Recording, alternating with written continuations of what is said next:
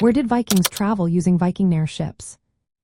Have you ever wondered how the Vikings managed to reach distant lands? The Viking Knarr ship played a vital role in their journeys across the seas. These ships were sturdy and designed specifically for carrying cargo over long distances. Typically, a Knarr measured about 16 meters long and could transport up to 30 tons of goods with a small crew of 5 to 7 people. This made them quite different from the longships, which were built for speed and warfare. The Vikings used Knarr ships to navigate extensive trade routes that connected their homelands in Scandinavia with various distant lands. One of the key areas they traveled was the Baltic Sea. This region was bustling with trade, linking Scandinavian settlements to various trading centers along the Baltic coast.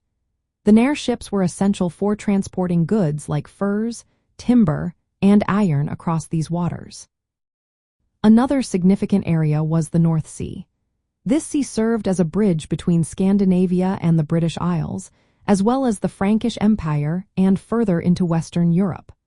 The Knarr ships facilitated the exchange of goods, allowing the Vikings to expand their trade networks. The North Atlantic Ocean was also a major destination for these ships. From Norway, the Vikings sailed westward to the Shetland Islands, which are about 165 nautical miles away. They then continued to the Faroe Islands, another 161 nautical miles further, before reaching Iceland, which is 230 nautical miles from the Faroes. Depending on the wind and weather, these journeys could take from just over a day to nearly 2 days. Beyond Iceland, the Vikings used Knarr ships to reach Greenland and even ventured to the coasts of North America. They explored areas like Baffin Island, Labrador, and Newfoundland.